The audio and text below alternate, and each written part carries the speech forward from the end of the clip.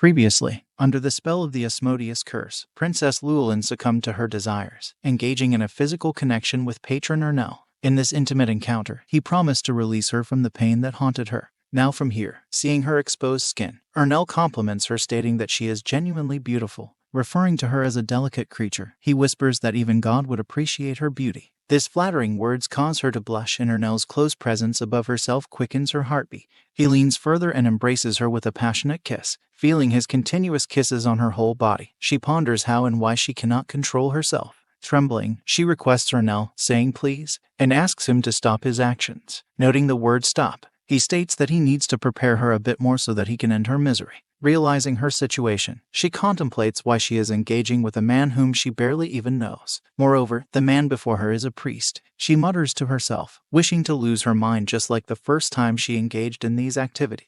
However, the stronger intensity today prevents her from doing so. At last, Ernell declares that she is now ready, and he is going to start the process to end her misery, which will take the whole night. He begins by unbuttoning his pants, closing the gap between their faces, kisses her once again with warmth. But with his sudden halt, she desperately questions, asking, why did he stop? In response, he offers an angelic smile and says, sorry, mentioning that she is being cute and reminds her that she mentioned it was her first time. Observing Ernell making fun of her, she furiously asks him if he isn't being too good at this. She confirms to him that the last time she engaged in such activities was only to suppress the effects of the curse. As a result, she doesn't remember how it went. His pride is hurt by listening to the involvement of the princess with another man and her ambiguity in comparing the actions. In response, he slides his hand above her and, holding it tightly, gently declares that from now on he will make sure she remembers every night they spend together. He inserts his injection and, while doing so, asks her if she will remember this night. Without uttering a word, she wonders why it is entirely different from when she engaged in such activities with Duke Almondite. Upon his forcefulness, she pleads with him to stop. In response, he grabs her and tightly embraces her from behind, adding that he will not stop until she gives him an answer. Experiencing his actions contradictory to his nature, she contemplates that despite him being a priest, she always fails to maintain her composure in front of him. She confirms that it excites her even more, questioning whether it's the curse that makes her go crazy or solely because of him. Eventually, she responds that she won't forget her night with him ever. Dear viewers, sorry for interrupting, but for the better experience, make sure to watch the previous segments in the playlist linked at the end of this video.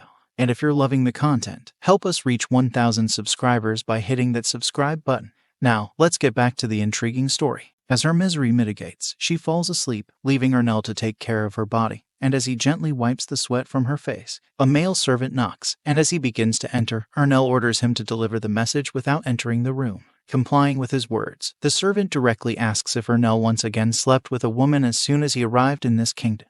He reminds Ernell that if Sir Aaron finds out about this, he will get a headache again. Peeking inside, he wonders why Ernell remains beside a girl after sleeping together and speculates whether Ernell stays because he enjoyed the tonight's encounter or if his partner is exceptionally beautiful. On the other side, Ernell looks at the servant with a cold and stern expression. This jolts a shiver through the servant's body as he fears the consequences of his words. This prompts him to remind that those who belittle him for his attractive appearance in a friendly tone met a cruel death, because he is the man with face of an angel and with the heart of the cruelest devil. He is a patron, the supreme pope's right hand on one side, but on the other hand, he is truly a deserter of religion, leading other apostates with dark magic. Brushing his hair, Ernell mutters to himself about the futile works done by his group overseas. This includes losing their one-on-one fight against the rookie Duke Almondite. He also reveals the true culprits behind the abduction of the Princess Lewellyn, none other than the members of the same cult of his, who summoned Asmodeus without his knowledge to play with her. And, with determination, he adds that it is time to let those culprits feel God's tyranny. Hearing his unsettling words, the servant is visibly terrified, contemplating the presence of dark magic users causing issues in Brygen, who are the individuals yet to agree with Ernell, which potentially leads to a brutal massacre in the name of the Holy Kingdom.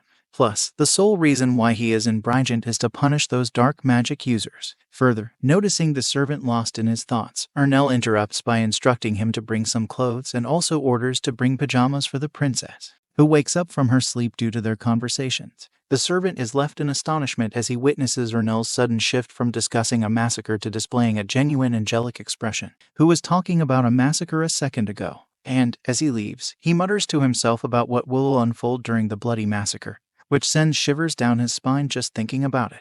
The scene unfolds to next sounding morning. Upon waking up, The princess opens her eyes, and as she sits up in bed, she wonders how she returned to her bedroom and questions herself if something significant happened yesterday.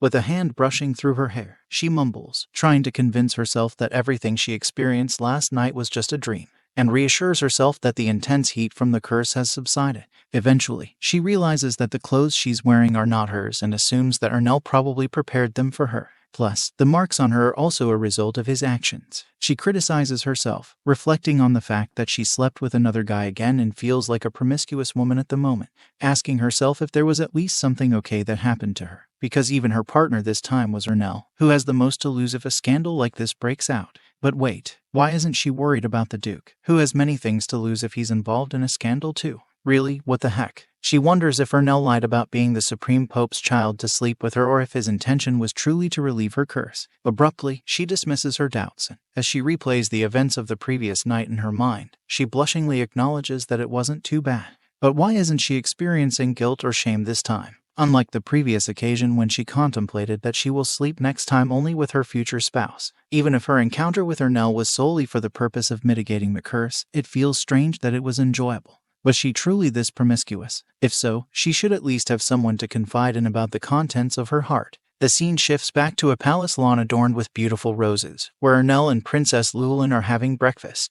With a smile, Ernell suggests that she should try the delicious deer meat and the cooked vegetables served for breakfast, leaving her with a perplexed expression to wonders about why Ernell, who should coldly walk away from her, makes all his attendants to leave only because he could have breakfast alone with her. Ernell notices her emotionless demeanor and asks if she's feeling unwell. He explains that he wanted to let her sleep more but moved her to another room because it might be a nuisance for her. In response, she inquires about how he managed to do that, on which he mentions that it's a secret and promises to tell her once they become closer. His words make her reflect on why he responded that way, and she wonders if she should set boundaries between them. So, she asks him if there is any reason for them to get closer. Her question makes him visibly stunned, filling a momentary silence between them.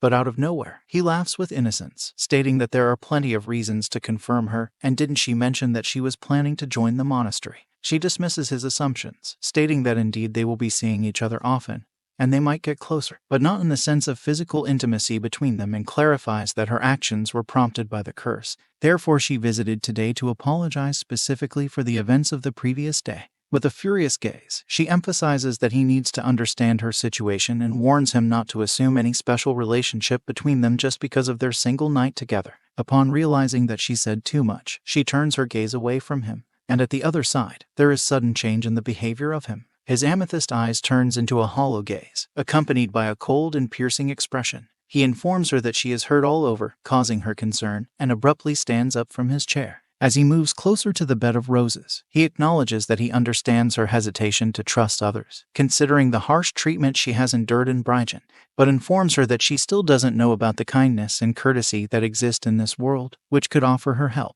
By delicately touching the petals of a beautiful rose, he remarks that even if she rejects everyone, claiming she doesn't need help, but in the end, she will find herself abandoned and trembling in pain, with no one to lean on, resulting her to shock with fear. In response, she in a subdued tone expresses gratitude for his kind words but also reminds him that she is fine. By interrupting, he reveals to her that the culprits behind the stigma marked on her are the dark magic users, serving the evil spirits, and suggests her to accept his help, because eradicating all dark magic users is a significant task, even for a priest like him, adding that he is not trying to force a relationship because all the things he said last night were not part of his plans to do so, causing her to blush once again. As he turns to return to her side, he notices a gust of wind lifting her hair, and in a serious tone, he declares by saying, "In the name of Patron," and confesses his genuine feelings for her with asking her permission to eliminate the stigma. The princess, by maintaining her silence, wonders if she is overreacting because of yesterday's events. She reassures herself, reflecting that it is impossible for him to be connected to her stepmother, Queen Pamela, as he is a kingdom's priest, and therefore he is not going to harm her. Observing her silent expression, he acknowledges her suspicion,